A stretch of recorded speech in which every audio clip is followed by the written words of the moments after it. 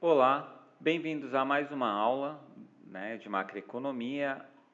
O tópico da aula é taxa de juros em Keynes, né? Aqui a gente vai estudar o livro do Keynes de 1936, né, que é a Teoria Geral. Aqui é o Douglas Alencar.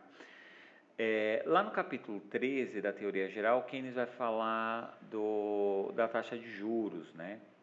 Aí aquelas coisas, né? A taxa de juros, a eficiência marginal do capital depende da taxa de juros, né?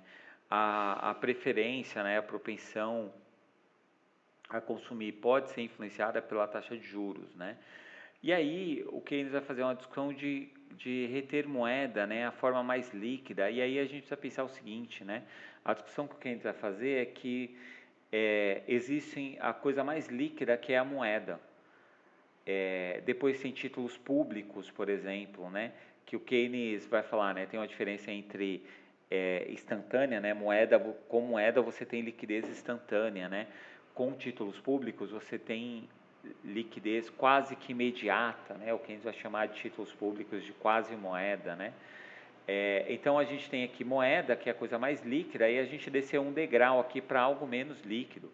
Aí vamos supor que você tenha, sei lá, um carro, né? Isso aqui parece que não, mas é um carro, né? Vamos supor que seja um carro. Se você quiser, você pode vender esse carro e tal, né? E pode ter grana, né? Pode ter sua riqueza que está aqui embutida num carro, você pode ter ela em forma de moeda, né? Mas demora para você vender, né? Então é menos líquido. Aí você pode ter um apartamento que é menos líquido ainda, um terreno que é ainda menos líquido, né? Então é isso que é liquidez para o Keynes, né? A moeda é o que você tem de mais líquido, é a sua riqueza de forma mais líquida. E a taxa de juros vai ser o pagamento por abrir mão dessa liquidez, né? Então, diferente do modelo clássico, em que a taxa de juros é determinada pela intersecção entre oferta e demanda por fundos emprestáveis, aqui para o Keynes, a taxa de juros ela é a relação entre oferta de moeda, que é esse MS, tá certo? E demanda por moeda, né, que depende da taxa de juros, né, e depende da renda. E aí é isso que vai determinar a taxa de juros na teoria do Keynes, né? A oferta, a intersecção entre oferta e demanda por moeda, né? E aí, o que acontece? Existe uma incerteza sobre a taxa de juros futura, né? Ou seja, tem uma série de títulos, né, que vencem em 2023, títulos que vencem em 2025, 2026, em 2030, em 2040 e por aí vai. Então existe é, uma, uma incerteza em relação a essa taxa de juros. Só que existe uma taxa de juros convencional, né? Que assim, é mais ou menos uma âncora, né? Para onde que a taxa de juros vai, né? Tem economistas que acham que a taxa de juros devia ser mais ou menos 8% no Brasil, né? Então, se você acha que a taxa de juros é 8%, que a taxa de juros tem que convergir para 8% no Brasil, e hoje a taxa de juros está 2%, né? A taxa de juros Selic hoje está em volta de 2%. Então, você vai tomar uma ação, né? Em relação a isso aqui.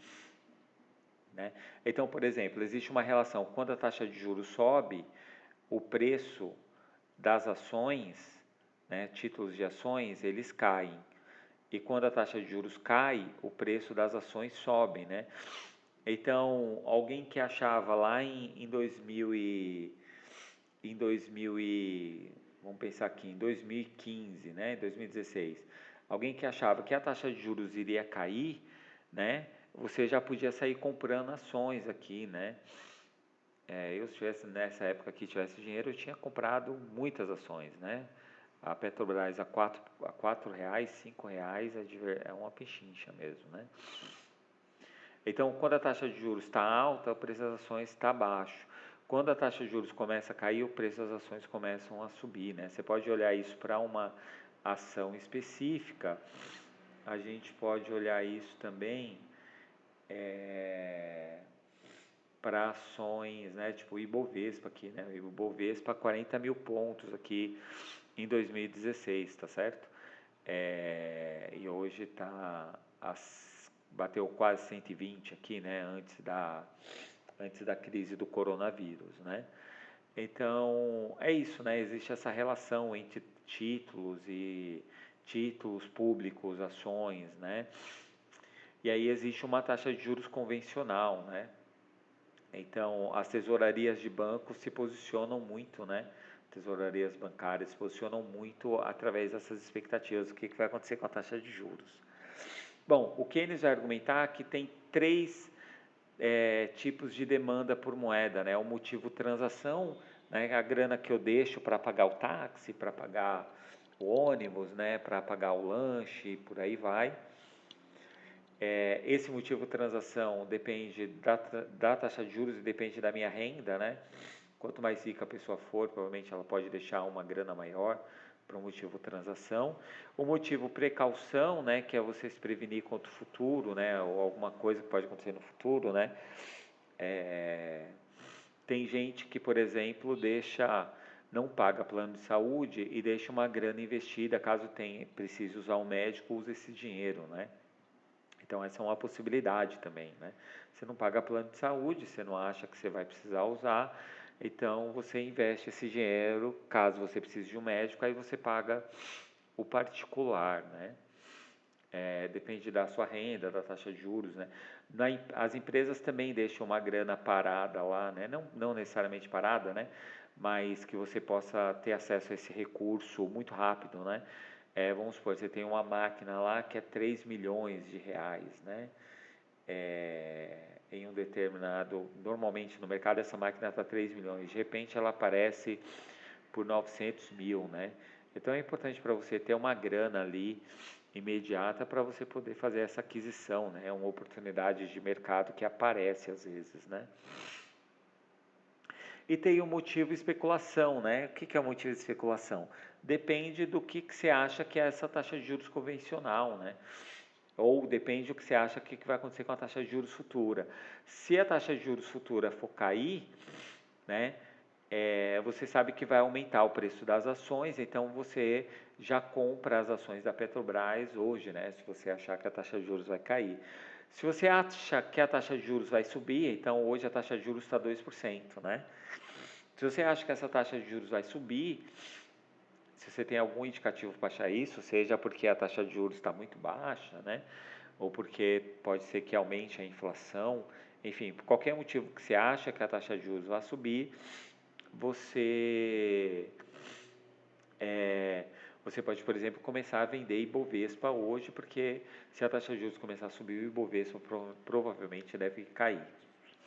Então isso aqui é uma coisa interessante, né? Porque na teoria clássica, lá na MV, na teoria quantitativa da moeda, né, MV igual a PY, eles consideram na MV igual a PY só o motivo transação e precaução, né?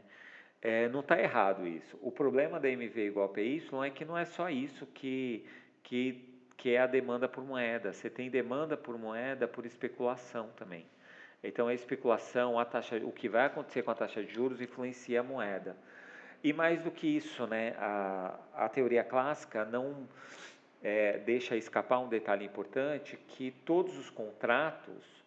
né, todos os contratos são em termos monetários, né? Então, o contrato de aluguel do apartamento onde eu moro, o meu contrato de trabalho, são tudo contrato, né? E é tudo em termo monetário.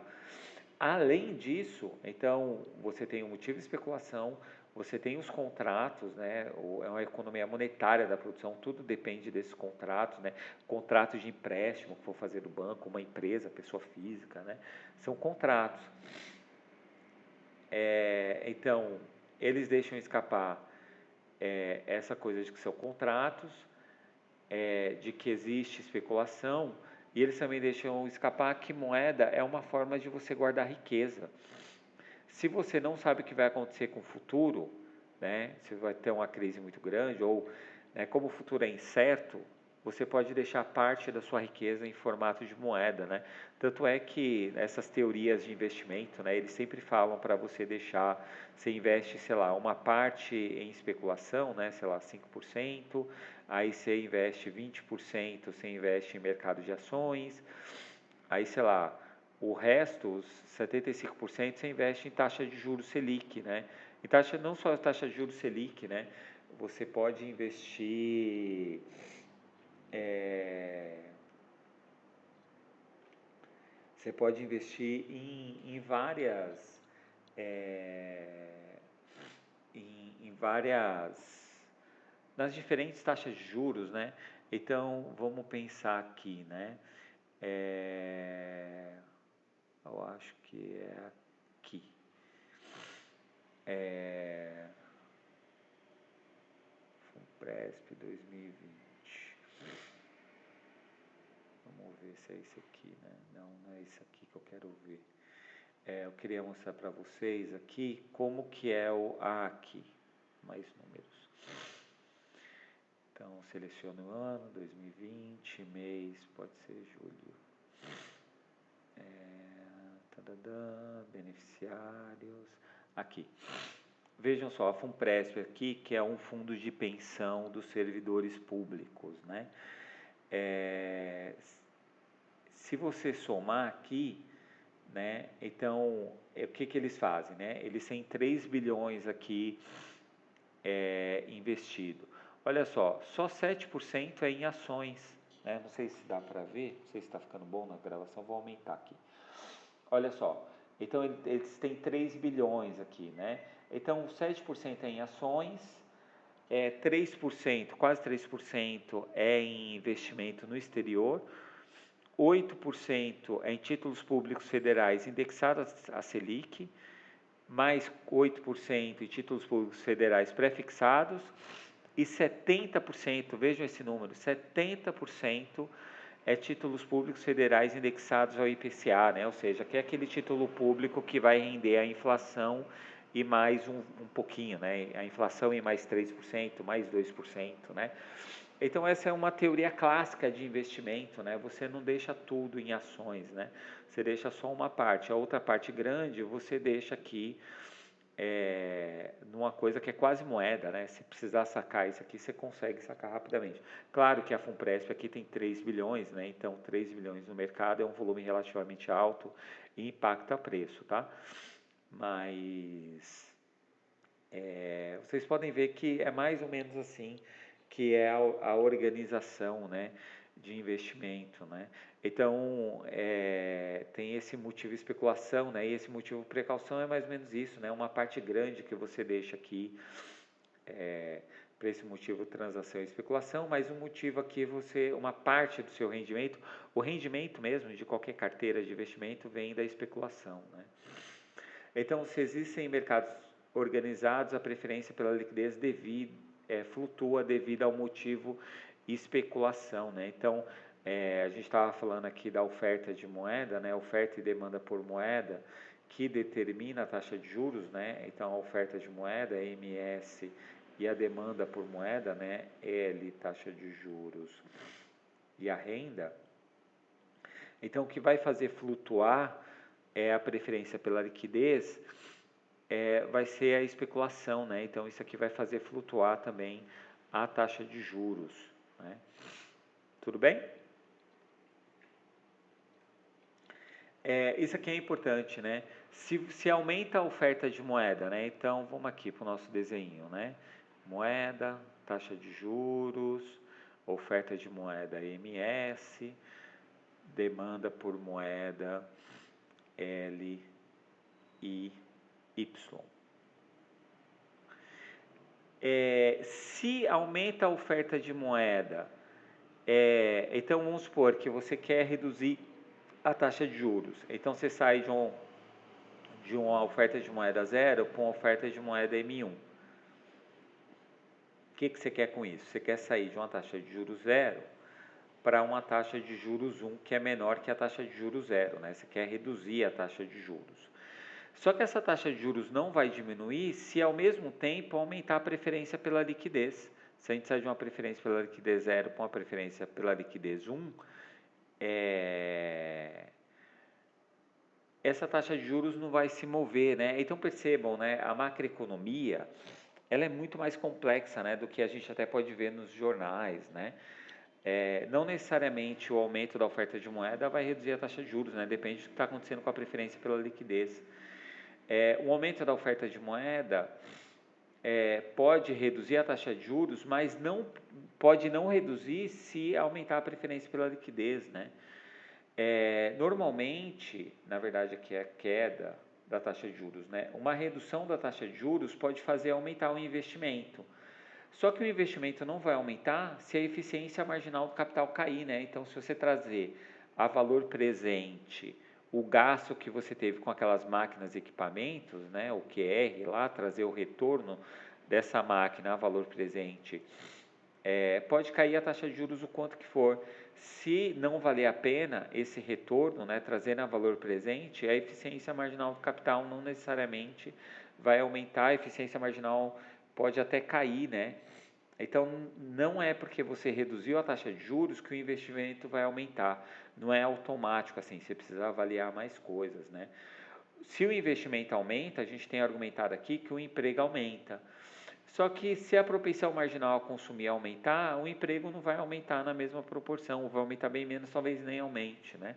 Então, esse aqui, o Keynes dá um aviso para a gente de que ele está discutindo macroeconomia aqui, mas não um modelo hidráulico, né? Que basta você reduzir a taxa de juros que vai aumentar o investimento. Depende das outras variáveis da economia, né? Então, depende, é uma coisa importante aqui em economia.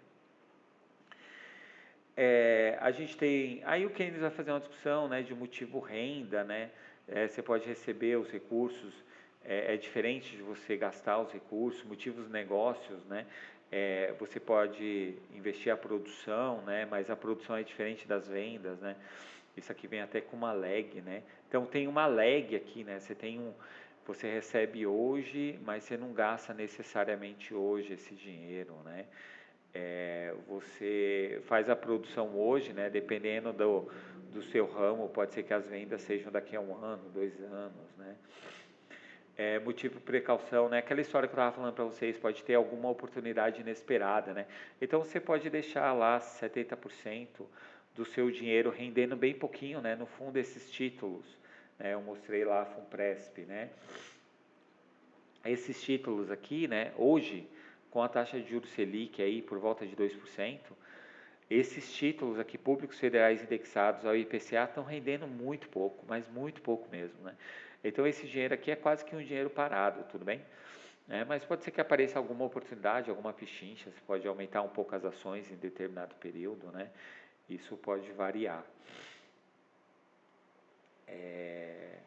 Então, pode ter oportunidades inesperadas, né? Então, por mais que, vamos supor que você deixe de 5% a 20% para você especular no mercado, né, comprar ações, né, renda variável e por aí vai, você tem que deixar mesmo um dinheiro parado lá, né, quase parado, né, rendendo muito pouco, para caso tenha alguma oportunidade de mercado, né. Se as ações da Petrobras cair para R$ 4, R$ 5, eu juro para vocês que eu compro o máximo de dinheiro que eu conseguir pego o máximo de dinheiro que eu tenho, né, que eu conseguir para comprar essas ações, né. Motivo de especulação, né, o motivo de especulação depende do futuro, né, interpretações diferentes sobre a taxa de juros, né.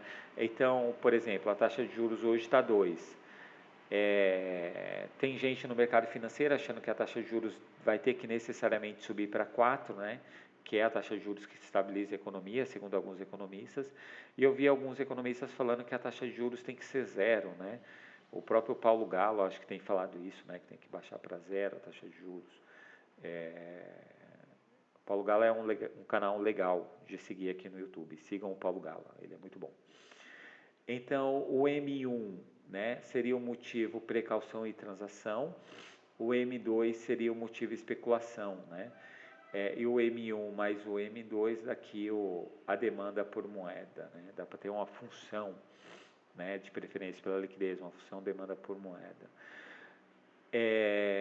uma proporção desse M1, né, pode ser destinada a títulos públicos, né? Então, a variação da moeda impacta na taxa de juros, impacta em M2, impacta na renda, que impacta em M1, né? A divisão em um aumento de M entre M1 e M2 depende da elasticidade do investimento em relação à taxa de juros, né? Então, vai depender aqui, né, do período, né? Vai depender o quanto a taxa de juros influencia a demanda por moeda, né? Por exemplo, hoje está aumentando o número de pessoas na Bolsa de Valores, está chegando a quase 3 milhões, né? Talvez essas variações na taxa de juros impactem mais fortemente a economia, né? Agora que tem mais gente operando a Bolsa de Valores, né? Então é isso. Essa foi a aula de preferência pela liquidez, né? Muito obrigado por ter assistido a aula até aqui. Acione, se inscreva no canal, acione o sininho, dê o like. Muito obrigado, até a próxima.